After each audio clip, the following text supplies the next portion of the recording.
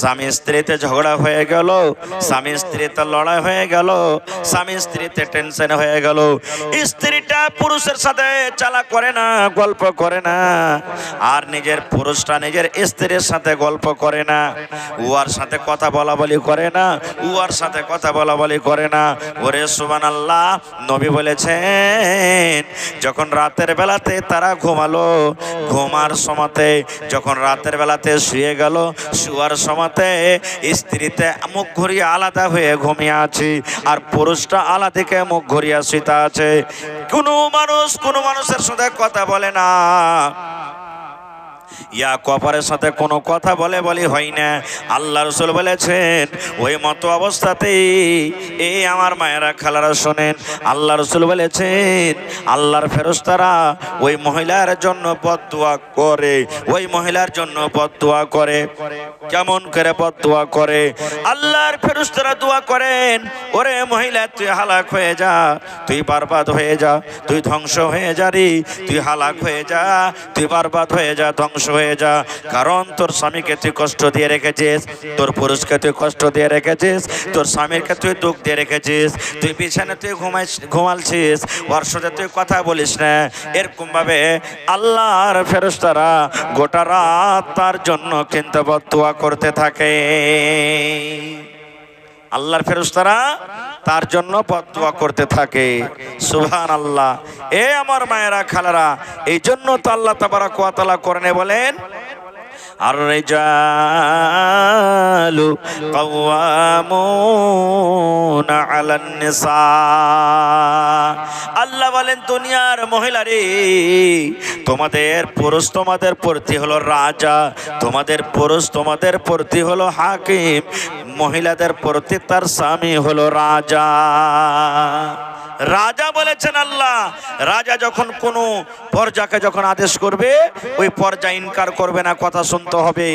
এই মতো আল্লাহ তাবারক ওয়া তাআলা একটা মহিলাকে তার পুরুষের ব্যাপারে বলেছেন তোমার উপরে তোমার পুরুষ হলো হাকিম, আর হাকিমের হুকুম তোমাকে মানতে হবে, শুনতে হবে, তার কথাকে তুমি ইনকার করতে পাবে না, কো ইনকার করতে পাবে না, তোমার স্বামীর কথা তোমাকে শুনতে হবে। ভাইরে, এ আমার মায়েরা খালারা, কোন মহিলা জান্নাতে যাবে? কোন মহিলাকে আল্লাহ জান্নাতে দিবে?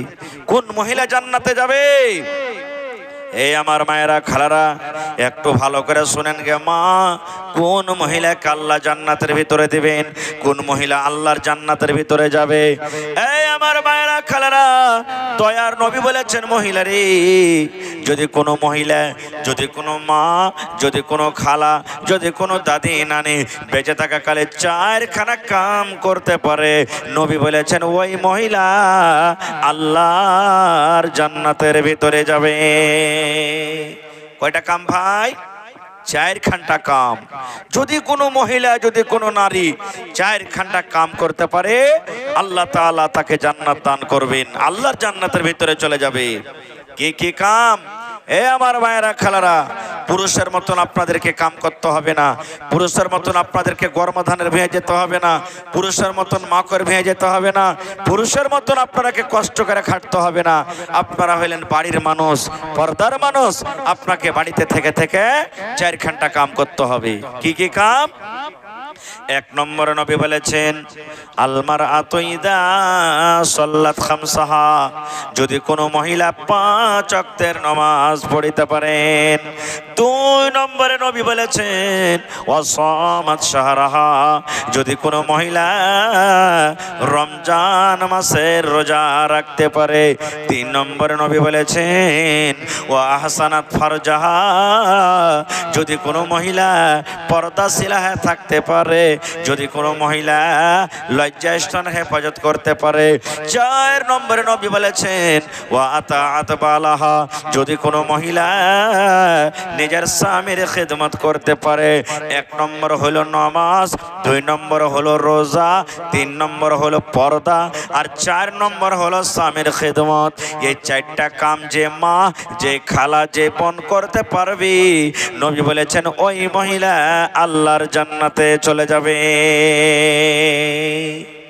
ওই মহিলা আল্লাহর জান্নাতে চলে যাবে। সুবহানাল্লাহ। নামাজ কি জিনিস? মা খালার কি এখন অবস্থা দেখেন। কয়টা মা খালা নামাজ পড়ছেন ভাই? কেউ তো নামাজ পড়িছেন, কেউ পড়িছে তো জানে না পড়িতে, কিভাবে নামাজটা পড়িতে হবে। কত মা খালা তো বলবেন এই 8 আনা 4 আনা 10 পয়সা ছোট ছোট ছেলে পিলে কেমন করে নামাজ পড়বো যে বলবি সাহেব। কত লোক, কত মা খালা নামাজ পড়ে না, কত মা খালা নামাজ পড়ে না। এ মা জীবনে কিচ্ছু নাই, জীবনে কিচ্ছু নাই ভাইরে, জীবনে কিছু নাই। মরার পর সব অন্ধকার, সব পড়ে থাকবে। যে ছেলে, যে মেয়ে, যে স্ত্রী, যে বোন, যে বেটা বেটির জন্য আমি আপনি সব কিছু করছি, মরার পর তারা কিচ্ছু কাজ দিবে না খো।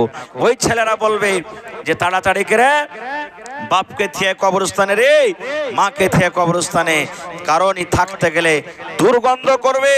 এই মৃত্যু মানুষকে আর থিতে হবে না বাড়িতে, তাড়াতাড়ি করে একা মাঠে থিয়াই, কবরস্থানে থিয়াই। সুবহানাল্লাহ। আপনার সাথে কিছু যাবে না ভাই, যাবে কি আপনার আমল। নমাজ কি জিনিস? নমাজের ব্যাপারে অনেক কথা আছে, তবে একটাই হাদিস আপনাদের সামনে বলবো। আল্লাহ রসুল বলেছেন যেদিন কিয়ামত কায়েম হবে, হাসরের ময়দান হবে, ওই কিয়ামতের দিন নবী বলেছেন আমলের দিক দিয়া সর্বপ্রথম আল্লাহ তাবারাক ওয়া তাআলা মানুষকে যে জিনিসটার প্রশ্ন করবে সেটা হলো নামাজ, সেটা হলো নামাজ, সেটা হলো নামাজ, সেটা হলো নামাজ। কিয়ামতের দিন আল্লাহ রাব্বুল আলামিন ডাকবে আব্দুল্লাহ রে, আব্দুর রহমান, এ খালেদা, জায়েদা, হালিমা, ফাতেমা, শোন নামাজ পড়েছিলি কি না? যদি নামাজ পড়েন, নামাজের পরীক্ষাতে যদি কিয়ামতের দিন পার হয়ে যান, নামাজ যদি ঠিকঠাক থাকে মুসলমান, নবী বলেছেন উম্মত রে কিয়ামতের দিন সব জায়গা তোমার জন্য আসান হয়ে যাবে। কিয়ামতের দিন সব জায়গা তুমি পাস করে যাবে। আর নামাজের হিসাবে যদি তুমি ফেল করে যাও, নামাজের পরীক্ষাতে যদি তুমি ফেল করে যাও, কিয়ামতে কোনো জায়গাতে তুমি পাস করতে পারবে না। কিয়ামতের প্রত্যেক জায়গাতে তুমি ফেল করে যাবে। এই জন্য নবীজি 4টা কামের ভিতরে মায়েরা খালারাকে যেটা ওয়াজ করেছেন সেটা হলো কি? প্রথমে নামাজ, 2 নম্বরে নবী বলেছেন ওয়াসামাত শাহরাহা। যদি কোনো মা, যদি কোনো খালা, যদি কোনো বোন, যদি কোনো নানি, যদি কোনো বেটি, আল্লাহ রসুল বলেছেন রমজান মাসের 1 মাস রোজা রাখতে পারে। রোজা তো মেলাই মা খালা এমন আছে দুয়া ভুয়া, রোজা করে না। খুব এত বড় দিন কেমন করে রোজা করব না? মা খালার খেয়ে মেলায় আল্লাহ ছুট দিয়েছে। কি ছুট দিয়েছে জানেন? আল্লাহ তাআলা কোরআনে বলেন, আল্লাহ নবী বলেছেন যদি কোনো মহিলার পেটে সন্তান আছে রে, 3 মাস 4 মাস 5 মাস 6 মাসের সন্তান হয়ে গেছে, ওই মহিলার ব্যাপারে শরীয়ত বলা হয়েছে, শরীয়তে বলেছেন, নবী বলেছেন, আল্লাহ বলেছেন মহিলা তুমি যদি পারো তো রোজা করো, আর যদি না পারো তো তুমি রোজা কোটা ছেড়ে দাও। যে মা খালারকে কোলে সন্তান আছে, বাচ্চা দুধ পান করছে, ওই মা খালাদের ব্যাপারে আল্লাহ রসুল বলেছেন মহিলা রে যদি তুমি পারো তো রোজা করো, আর যদি না পারো তো রোজা ছেড়ে দাও। কারণ তুমি রোজা না করো তোমার বাচ্চা দুধ খেতে পাবে না। তুমি যদি না খেয়ে থাকো তোমার দুধ শুকিয়ে যাবে, তোমার বাচ্চা না খেয়ে থাকবি। এই জন্য মহিলা তুমি পারলে রোজা করো, না পারলে তুমি রোজা ছেড়ে দাও। আল্লাহ নবী বলেছেন রোজার হালাতি, রোজার মাসে যদি কোনো মহিলার ইয়ামসে চালু হয়ে যায়, মাসিক চালু হয়ে যায়, হাজ শুরু হয়ে যায়, 3 দিন 4 দিন 5 দিন 6 দিন, আল্লাহ নবী বলেছেন জয় দিন মহিলারা না পাক হয়ে থাকবে, রোজা রাখবে না, রোজা রাখবে না, তাদের রোজা হবে না। আল্লাহ নবী বলেছেন মহিলা তুমি রোজা ছেড়ে দাও, রোজা ছেড়ে দাও, তুমি রোজা ছেড়ে দাও, কারণ তুমি রোজা করলে রোজা হবে না। এই জন্য নবী বলেছেন যখন রমজান মাস পার হয়ে যাবে, রমজান মাস যখন শেষ হয়ে যাবে, আগামী বছর রোজা আসার আগে আগে জয়টা তোমার রোজা ছুটেছে, ওই রোজা কোটাকে তোমাকে পূর্ণ করতে হবে। রোজার মাসে জয়টা রোজা ছুটলো মহিলাদের, আল্লাহ রসুল বলেছেন আগামী বছরকার রোজা আসতে না আসতে 11 মাসের মধ্যে তোমাকে রোজা কোটা পুরা করতে হবে। রোজা ফরজ আছে, রোজা তোমাকে আদায় করতে হবে।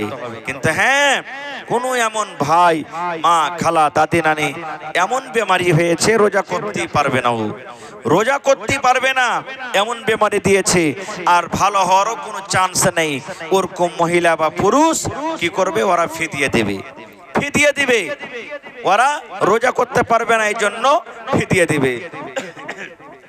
আর একটা মাসলার কথা বলে দিই, যদি রোজার মাসে সন্তান হয়ে যায়, মেলায় মা খালাদের সন্তান হয় কি হয় না? সন্তান হয়ে যায়। মা খালাদের মধ্যে একটা ফতোয়া জারি আছে, আরে মাগিরে 40 দিন না হলে নামাজ হবে না, 40 দিন 75 নামাজ রোজা কিচ্ছু হবে না, এটা ভুল কথা। 40 দিন সব মহিলাদের জন্য নয়, সব মহিলাদের জন্য নয়, যার যেমন শরীর তেমন সেই তাড়াতাড়ি করে পাক সাফ হয়ে যায়। কোনো মা খালা 5 দিনে ভালো হয়ে যায়, কোনো মা খালা 10 দিনে ভালো হয়ে যায়, কোনো মা খালা 20 দিনে ভালো হয়ে যায়, কোনো মা খালা 1 মাসে ভালো হয়ে যায়, কোনো মা খালা 35 দিনে ভালো হয়ে যায়, কোনো মা খালা 40 দিনে ভালো হয়ে যায়। 40 দিন শেষ টাইম, শেষ সময়। নবী বলেছেন, মহিলা রে, সমস্ত মহিলাদের জন্য 40 দিন নয় রে, যখন তুমি ভালো হয়ে যাইবা তুমি নামাজ রোজা করবে। যদি কোনো মানুষ, কোনো মহিলা 10 দিনে ভালো হয়ে যায়, আর কিছু দেখা যায় না, 11 দিনকে দিন তাকে নামাজ পড়তে হবে। যদি কোনো মহিলা 15 দিনে ভালো হয়ে যায়, 16 দিনকে দিন নামাজ পড়বে। যদি কোনো মহিলা 20 দিনে ভালো হয়ে যায়, 21 দিনকে দিন নামাজ পড়তে হবে। শেষ টাইম, শেষ সময়। কোনো মহিলার 40 দিন চলে যায়, বাকি 40 দিনের আগে আগে যদি কোনো মহিলা ভালো হয়ে যায়, তাহলে 40 দিনের আগে আগে তাকে কিন্তু পাক সাফ হয়ে তাকে নামাজ পড়িতে হবে। আর একটা কথা, শরীয়তে কথা বলছি ভাই, মেলাই মা খালা এমন আছেন, ও 10টা 11টাতে পাক হয়ে গেছে, কিংবা জোহরের পর আসর আগে আগে পাক হয়ে গেছে, কিংবা আসর পর আর কিচ্ছু দেখা যায় না। ওই মা খালারা কি করবে জানেন? নমাজি যদি হয়, ও সেদিন কিন্তু বাদ দিয়ে দিবে, নমাজ পড়বে না খো, তারপরের দিন গোসল করে তখন জোহর থেকে চালু করবে।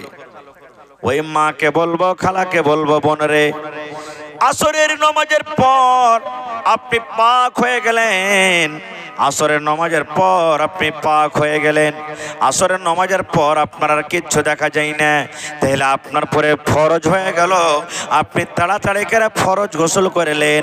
আর গোসল করার পর রে বোন, আপনাকে নামাজ পড়িতে হবে, কারণ আপনার সামনে মগরিব আছে, মগরিব আপনাকে পড়িতে হবে। আপনার সামনে এশা আছে, এশার নামাজ পড়িতে হবে। আপনার সামনে সুবহানাল্লাহ ফজর আসবে, ফজর আপনি পড়তে হবে। এই সমস্ত নামাজকে আপনি ছেড়ে দিলেন, হেলা খেলা করে থাকলেন, কিয়ামতের দিন এই নামাজ সম্পর্কে আল্লাহ রাব্বুল আলামিন কিয়ামতের দিন সওয়াল করবেন। নামাজ একটা এমন জিনিস, আল্লাহ তাআলা গোটা পৃথিবীর জমিনকে মসজিদ করেছেন, খুব বড় ইবাদত। এই জন্য ইয়াউমে আরফার যেদিন ঈদ বকরিদ করবেন, বকরিদ পড়ার আগের দিন একটা রোজা করতে হবে ইয়াউমে আরফার। আর আমরা মুসলমান রোজাটা করব কখন?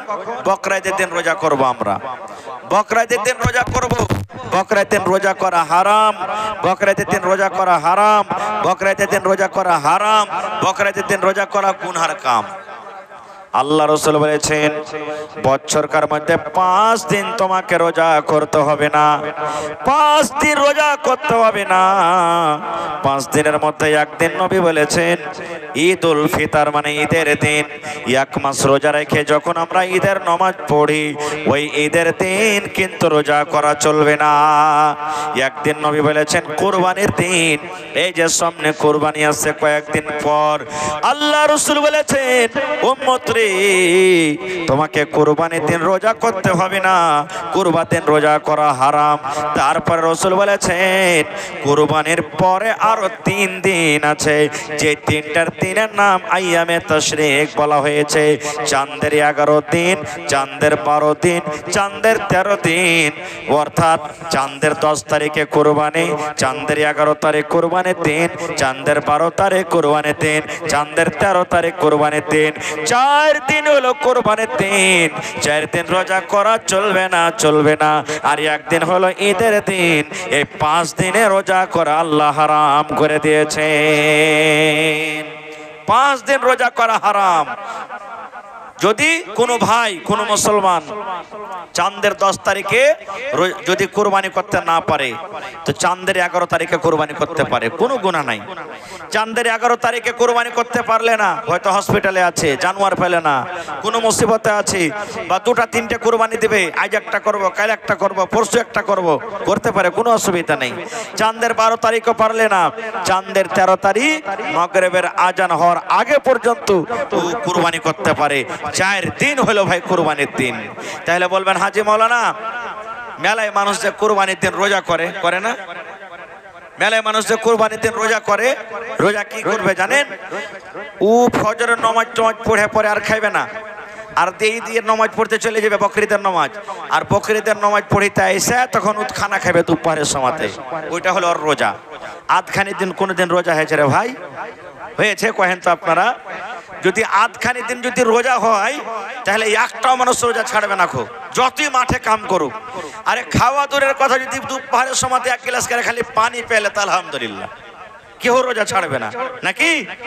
আর এই ঠাসিয়া ঠাসিয়া দুপুরে খাইবে, আর খাওয়া পর বলবে আমি আজ রোজা করনু, খুব বড় মানুষ। হ্যাঁ, হাফ দিন রোজা হয় জীবনে, আধখানি দিন হাফ দিন ভাই রোজা হয় না খো। হ্যাঁ, তাহলে হলো ওইটা কি? সুন্নাত তারিকা। সুন্নাত তারিকা আল্লাহ রাসূল বলেছেন, যেমন কাল ধরেন বকরিদ পড়বেন, এখন যা খাই নিলেন, আর খাইতে হবে না আপনাকে। নর হোক, নারী হোক, বেটা ছেলে হোক, বেটি ছেলে হোক, এখন যা আপনি খানা খাইলেন, আর খেতে পাবেন না। এবার নবী বলেছেন, উম্মত রে, তুমি এশারের নামাজের পর তুমি ঘুমিয়ে যাও, ফজরের টাইমে ফজরের নামাজ তুমি পড়ো, আর নামাজ পড়ার পর তুমি ঈদগাহের ময়দানে চলে যাও। আল্লাহু আকবার, আল্লাহু আকবার, লা ইলাহা ইল্লাল্লাহু ওয়াল্লাহু আকবার, আল্লাহু আকবার, ওয়ালিল্লাহিল হামদ। এটা হলো কি? ঈদের তাকবীর। আল্লাহু আকবার, আল্লাহু আকবার, লা ইলাহা ইল্লাল্লাহু ওয়াল্লাহু আকবার, আল্লাহু আকবার, ওয়ালিল্লাহিল হামদ।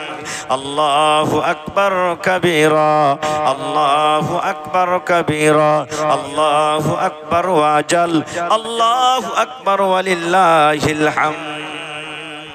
এগুলা হলো কি? ঈদের তাকবীর। কখন থেকে পড়বেন? এই যে জিলহিজ্জা মাসের চাঁদ উঠবে, চাঁদ দেখে নিলেন, আর পড়িতে শুরু করে দেন, পড়িতে শুরু করে দেন।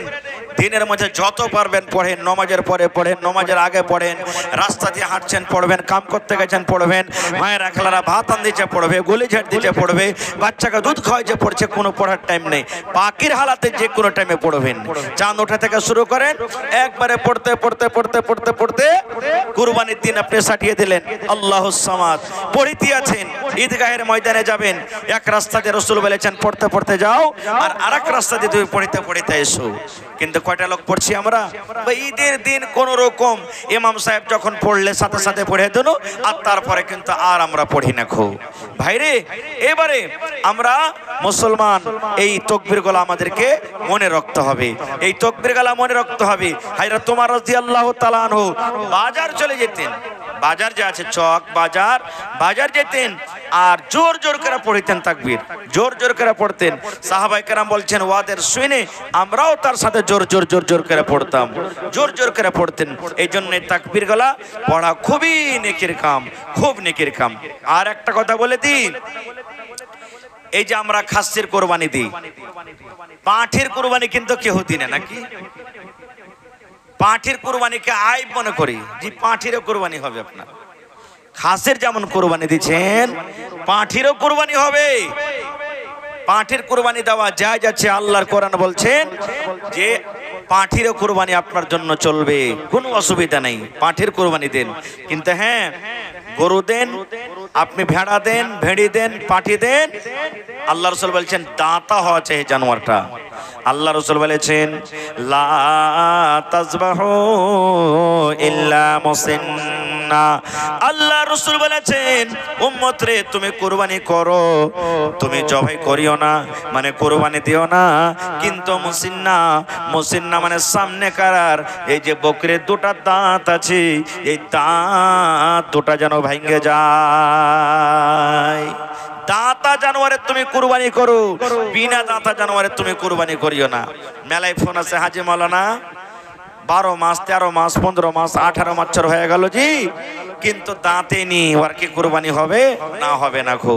বাড়ির পোষা যে মাওলানা তাও হবে না খো, চলবে না খো। বাড়ির পোষা জানোয়ারও যদি হয় আর দাঁতে নি, ওর কুরবানি আপনার চলবে না খো। দাঁতা শর্ত আছে, রাসূল বলেছেন দাঁতা হওয়া চাই। মেলায় মানুষ বলছে হাজি মাওলানা দাঁত গলা লড়বড় করছে, হিলে গেছে, তাও চলবে না খো। দাঁত ঝরে যাওয়া চাই আপনার, দাঁত ঝরে দাঁত বাড়া চাই। যদি সহিহ হাদিস মুসিন্না যাকে বলা হয়েছে, আল্লাহ রাসূল বলেছেন ওই জানোয়ারের তুমি কুরবানি করো। আর কি বলেছেন? কুরবানি করতে হবে কখন? ঈদে বকরিদের নামাজ পড়ার পরে, বকরিদের নামাজের আগে নয়। একজন সাহাবী, বুখারী শরীফের হাদিস, আল্লাহ রাসূল বলেছেন কুরবানি করো, তুমি খাও আর তোমার পাড়া পড়োশি আত্মীয়কে তুমি দাও। ও নামাজ পড়িতে যাওয়ার আগে আগে ভাই কুরবানি জবাই করে নিজে খেয়েছে, পাড়া পড়োশিকে দিয়ে দিয়ে চলে গেছে। নবীজি খুতবা শুরু করে দিয়েছেন ঈদগাহের মাঠে যে ও আমার সাহাবীরা তোমরা এখন নামাজ পড়বে, নামাজ পড়ার পর খুতবা হলো, আর এখন যে তোমাদের সর্বপ্রথম কাম হবে কি কুরবানি করা। কারণ যে নামাজের আগে কুরবানি করেছে ওর কুরবানি হবে না। ওই সাহাবী তখন দাঁড় হয়ে গেলেন, বলছেন ইয়া রাসূলুল্লাহ আমি তো মনে করেছি যে আজকে কুরবানির দিন, খাওয়া পিন্দার দিন, আমি কুরবানি করে নামাজ পড়তে এসেছি। রাসূল বলছেন তোমার কুরবানি হবে না খো, কুরবানি হবে না, তোমার কুরবানি হবে না খো। আর একটা কথা বলে দিই, যে ভাই কুরবানি চেঞ্জ করবে, বদলাই না, খাসি রেখেছে দাঁতলো না, ব্যস্ত হবে না? হবে না? টাকা নাই, টাকা নেই ওর কাছে, ব্যস্ত হবে। এবার ধরেন যে বেচলেন 9,000 টাকা 10,000 টাকাতে খাসি বেচলেন, এবার যখন আপনি কুরবানি বদলে অন্য কুরবানি কিনবেন তো আপনাকে কম করে 200-400-500 টাকা পকেট থেকে লাগাইতে হবে, বেশি করে লাগাইতে হবে আপনাকে পকেট থেকে। যদি আপনি আরো অন্য কোনো জিনিসের মোটার কুরবানি দেন তাহলে আপনাকে কি করতে হবে?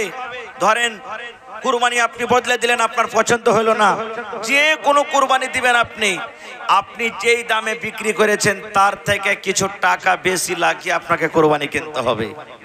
এবার বললেন মাওলানা কম টাকাতে যে পাইলেছি কুরবানি, কিছু বেঁচে গেছে 200, 400, 500, 1000, ও গোটা টাকা কি করব? আপনি পেটে খাইতে পাবেন না টাকা কোটা, ওই টাকা কোটা ফকির মিসকিন গরিব দুঃখীকে আপনাকে পেটে দিতে হবে। বেঁচে গেল, আপনাকে ওই টাকা কোটা ফকির মিসকিন গরিব দুঃখীকে বেঁটে দিতে হবে, পেটে আপনাকে খাইতে হবে না খো। আর যদি পারেন তো বেশি করে পকেট থেকে লাগিয়ে কিছু বাড়িয়ে আপনি কুরবানি দেন, এটা হলো সুন্নাত আর আফজাল তরিকা। আর একটা কথা বলে দি ভাই, একটা জানোয়ার গোটা বাড়ির জন্য যথেষ্ট, কিন্তু আমাদের মধ্যে কি আছে জানেন? এবার মার নামে দিন রে, আগামী বছর বাপের নামে দিব, তারপর বছর আমার নামে দিব, 3 বছর 4 বছর লাগাতার একটা করে মানুষের নামে দিই। আল্লাহ রাসূল বলেছেন একটা গোটা জানোয়ার তুমি কুরবানি দিচ্ছ, একটা গোটা জানোয়ার একটা বাড়ির জন্য যথেষ্ট।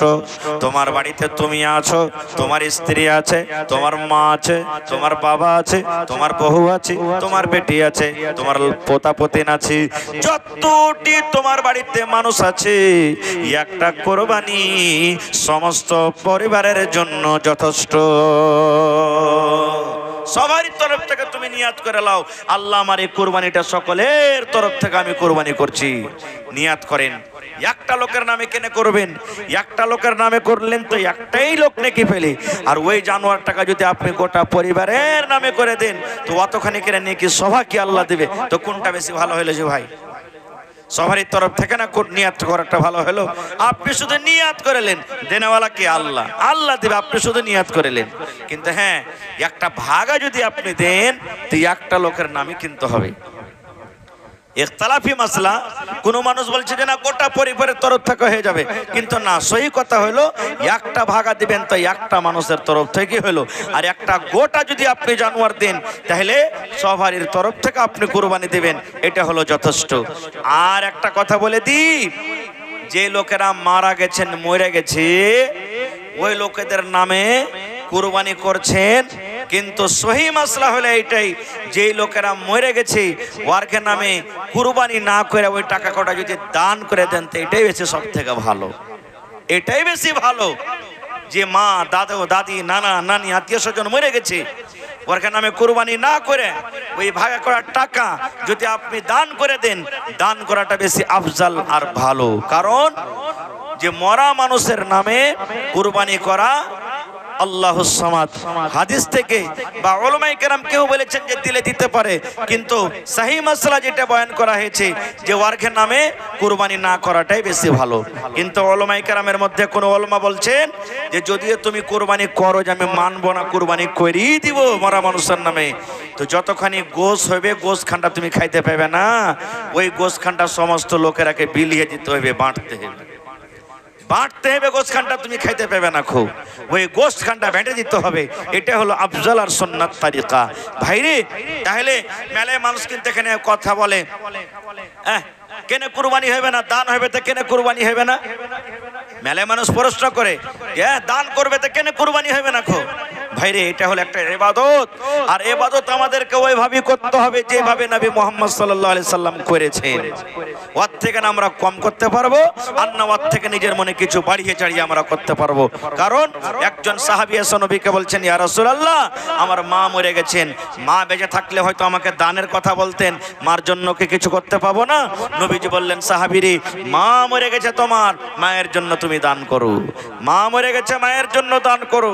তাহলে মরা মানুষের নামে দানের তো প্রমাণ হয়ে গেল। রাসূল নিজে বলেছেন, মা মরে গেছে মায়ের জন্য তুমি দান করো, মসজিদ বানিয়ে দাও, মাদ্রাসা বানিয়ে দাও, কল গালিয়ে দাও, কুয়া গালিয়ে দাও, জমিন বিক্রি করে মায়ের নামে করে দাও, মেলা এরকম দানের তালিকা আছে, ওগুলা তুমি মায়ের জন্য দান করো। ভাই, এই জন্য দানের কথা যেখানে আছে, আর একটা হাদিস আছে, রাসূল বলেছেন, ইজা মাতাল ইনসান, মানুষ যখন মরে যায়, ইনকাতা আনহু আমালুহু, সমস্ত আমল তার বন্ধ হয়ে যায়, ইল্লা মিন সালাসা, নবী বলেছেন তিনটা আমল ছাড়া, তিনটা আমল ছাড়া মরার পরও আল্লাহ রাব্বুল আলামিন কবরে পৌঁছে দেবেন। তার মধ্যে একটা হলো, আল্লাহ রাসূল বলেছেন সাদকায়ে জারিয়া, সাদকায়ে জারিয়া। মা মরে গেছেন, বাবা, দাদু, দাদি, নানা, নানি মরে গেছেন, তার নামে যদি আপনি দান করেন, আল্লাহ রাব্বুল আলামিন অনলাইন মা বাবার কবরে আপনার দানটাকে পৌঁছে দেবেন। বলার কথা মেলাই আছে ভাই। গরমের টাইম মৌসুম কেমন করছে, তবে এটা হলো আল্লাহর ঘর, আল্লাহর ঘরের জন্য আজকে জালসা। আল্লাহর ঘর বানাইতে হবে। মসজিদের আলহামদুলিল্লাহ মেলায় কাজ হয়ে গেছে, জমিন প্লাস্টার করতে হবে। আর জমিন প্লাস্টার করতে গেলে মোটা টাকার দরকার আছে ভাই। আল্লাহুস সামাদ, এই যে আড়াবাড়িতে জালসা করলাম, ওরে আল্লাহ, এত লোক দান করলেন, মনে হয় 10 লাখ টাকা পার করে গেছে, এত লোক দান করেছেন, 10 লাখ প্লাস হয়ে গেছে। তার আগের দিন জালসা করলাম তেত্রি বাড়িতে, ওখানেও 4 লাখ প্লাস হয়ে গেছে, এত দান করেছেন ভাই। তো ভাইরে, একজন মহিলা আল্লাহুস সামাদ তেত্রি বাড়িতে 1 লক্ষ টাকা দান করেছেন, একটা মহিলা। এই আপনার পরশু তর্শকের জালসা, 2 দিন 3 দিন আগকার, যেদিন আড়াবাড়িতে জালসা হয় তার আগা দিন একটা মহিলা, এখনো একটা হাজি সাহেব, হ্যাঁ, হাজি ইসরাফিল সাহেব 1 লক্ষ টাকা দান করেছেন আল্লাহর ঘরের জন্য। সুবহানাল্লাহ। এই যে আপনাদের এরকম ভাবে মেলায় লোক, মুখিয়া জিতাও 1 লক্ষ টাকা দান করেছেন, কেউ 25,000, কেউ 50,000। এই যে মৌলানা আনোয়ার সাহেব 50,000 টাকা দান করেছেন। এইভাবে কেউ 20,000, কেউ 10,000, কেউ 15,000, কেউ 25,000, মেলায় এরকম দান করেছে। ভাই, কত নাম বলবো ভাইরে। এটা হলো আল্লাহর ঘর। আল্লাহ তাবারাক ওয়া তাআলা নিজের ঘরের ব্যাপারে বলছেন, মামবানা লিল্লাহি মাসজিদান বানাল্লাহু লাহু বাইতান ফিল জান্নাহ।